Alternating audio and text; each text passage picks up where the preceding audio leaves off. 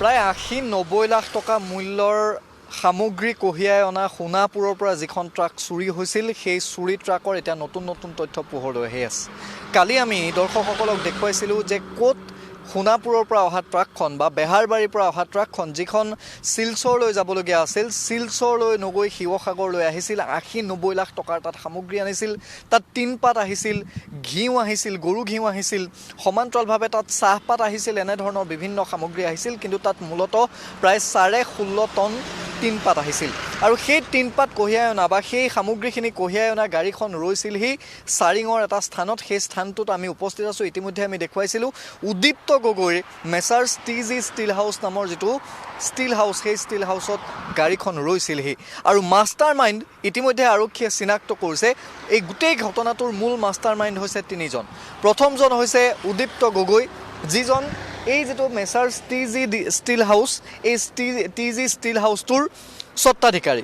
দ্বিতীয়জন হৈছে কল্যাণ পাটৰ, এটা সময়ত অৰুণাচলী সুৰাৰ ব্যৱসায়, ৰমৰমীয়া ব্যৱসায় কৰি থকা অৰুণাচলী সুৰাৰ অন্যতম সৰবৰাহ কৰা এজন ব্যক্তি হিচাপে তাত জনাজাত আমগুৰিত, সেইজন হৈছে কল্যাণ পাটৰ।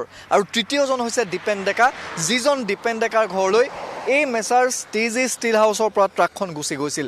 অৰ্থাৎ শিৱসাগৰৰ শলগুৰিলৈ ইয়াত টিনপাত নমাইছিল, ইয়াত ঘিউৰ কেইবাটাও ডাঙৰ ডাঙৰ কণ্টেইনাৰ, ইয়াত গৰু ঘিউৰ নমাইছিল। আৰু তাৰপিছত ইয়াৰ পৰা ট্ৰাকখন গুচি গৈছিল শলগুৰিলৈ। শলগুৰিৰ দীপেন ডেকাৰ ঘৰত বহু টিনপাত নমাইছিল, বহু সামগ্ৰী নমাইছিল। আৰু সেই শলগুৰিৰ দীপেন ডেকাৰ ঘৰৰ পৰা টিংকু সাধনীদাৰ, দিখৌমুখৰ সেই টিংকু সাধনীদাৰে তাৰ পৰা সামগ্ৰী ক্ৰয় কৰিছিল।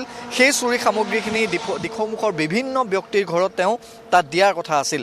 তাৰপিছত ট্ৰাকখন গৈছিল হালুৱাটিঙলৈ। হালুৱাটিঙত ট্ৰাকখন চমজি লৈছিল ভাস্কৰ চুতীয়াই। আৰু ভাস্কৰ চেতিয়াক ইতিমধ্যে যিহেতু গ্ৰেপ্তাৰ কৰা হৈছে, চালক যিজন উৎপল দাস ইতিমধ্যে গ্ৰেপ্তাৰ কৰা হৈছে। কিন্তু উদীপ্ত গগৈ এতিয়াও পলাতক। এতিয়া আৰক্ষীৰ প্ৰশ্নটো হ'ল, যদি উদীপ্ত গগৈৰ গাত কোনো দুখ নাই, তেতিয়াহ'লে উদীপ্ত গগৈ এতিয়ালৈকে পলাতক কিয় এতিয়ালৈকে আৰক্ষীৰ সন্মুখলৈ আহিবলৈ সাহস কৰা নাই?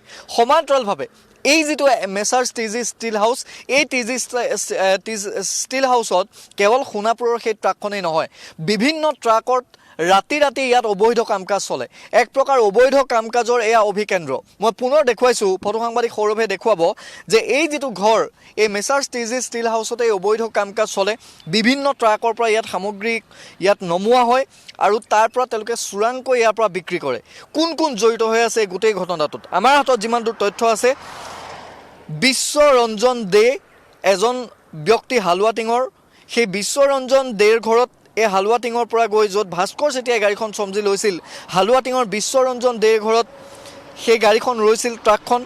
তাৰপিছত তাত হীৰক হাজৰিকা, বিশ্বৰঞ্জন দে, নৱাজ, এই ব্যক্তিসকল তাত জড়িত হৈ আছে। এই গোটেই আৰক্ষীয়ে গোটেই ৰেকেটটো, গোটেই চিণ্ডিকেটৰ যিটো চক্ৰ, এই চক্ৰটোক তেওঁলোকে ধৰিবলৈ বিচাৰি ফুৰিছে। নৱাজ মেহতাজকে ধৰি আৰু বিশেষকৈ কল্যাণ পাটৰ নামৰ যিটো দাগী অপৰাধী বা দীপেন ডেকা নামৰ যিটো শলগুৰিৰ দাগী অপৰাধী, সেই দাগী অপৰাধীক বিচাৰি এতিয়া আৰক্ষীয়ে বিচাৰি ফুৰিছে। ৰূপম বৰবৰা আছে, সতীৰ্থ সাংবাদিক।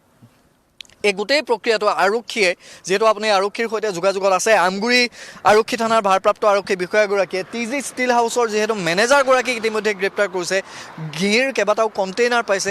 আৰক্ষীয়ে কি কয়? নিশ্চিতভাৱে ক'ব লাগিব, যিহেতু আমগুৰি আৰক্ষী বৃহৎ সফলতা বুলি ক'ব লাগিব। যিহেতু আমগুৰি, হালুৱাটিং আৰু গৌৰীসাগৰ আৰক্ষী, এই তিনিখন থানাই যিহেতু সোণাপুৰ আৰক্ষীক সহযোগ কৰিছে। যিজন উদীপ্ত গগৈ আৰু দীপেন ডেকা আৰু কল্যাণ পাটৰ নাম সততে উচ্চাৰণ হৈ আছে, আৰু তেওঁলোকক বিচাৰি কিন্তু আৰক্ষীয়ে অভিযান চলাইছে। এতিয়ালৈকে তেওঁলোকক ফোন অন কৰা নাই, তেওঁলোকৰ লোকেশ্যন চাইছে আৰক্ষীয়ে প্ৰতিজনকে গ্ৰেপ্তাৰ কৰিবলৈ চেষ্টা কৰি আছে, যদি এতিয়ালৈকে সক্ষম হোৱা নাই। আৰু মূল মাষ্টাৰ মাইণ্ড এই তিনিটাই? মূল মাষ্টাৰ মাইণ্ড এই তিনিজন আছে বুলি আমি জানিব পাৰিছোঁ। আৰু যে আছে, আৰু কেইবাজনো নাম ওলাইছে, হীৰকৰ নাম ওলাইছে, তেনেকৈ দি আৰু কেইবাজনো হালুৱাটিং, আমগুৰি আৰু জয়সাগৰ কেইবাজনো লোক জড়িত আছে। যিহেতু টিংকু সাধনীদাৰ নামটো সততে উচ্চাৰণ হৈ আছে, আৰু টিংকু সাধনীদাৰে এই গোটেই সেই বস্তুখিনি ডিষ্ট্ৰিবিউট কৰিছিলে। যিহেতু যোৱা পৰহি 4টাকৈ ঘিউ টেমা উদ্ধাৰ হৈছে। এটা ঘিউ টেমাৰ দাম হৈছে 4,200।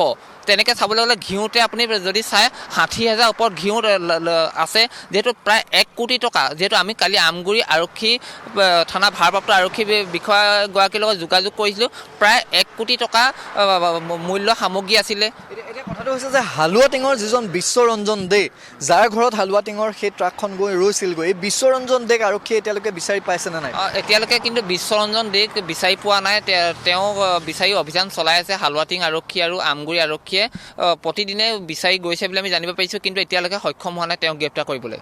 মুঠৰ ওপৰত বিশ্বৰঞ্জন দে কি উদ্দীপ্ত গগৈৰ মেনেজাৰ মইনা ইতিমধ্যে ধৰা পৰিছে, আৰক্ষীয়ে গ্ৰেপ্তাৰ কৰিছে। গৰু ঘিউৰ যিটো কণ্টেইনাৰৰ দাম, এটা কণ্টেইনাৰৰ দাম 4,200 টকা, তেনেকুৱা ধৰণৰ প্ৰায় 60,000 টকাৰ মূল্যৰ গৰু ঘি তাত আছিল। তেনেকুৱা ধৰণৰ কণ্টেইনাৰৰ সৈতে মইনা আছিল, মইনাক গ্ৰেপ্তাৰ কৰিছে। অৰ্থাৎ ইয়াৰ পৰাই এই গোটেই বিষয়খিনি, এই গোটেই বস্তুখিনি বিতৰণ হৈছিল, সেই কথাটো ইতিমধ্যে স্পষ্ট হৈছে। আৰু এতিয়া উদ্দীপ্ত গগৈ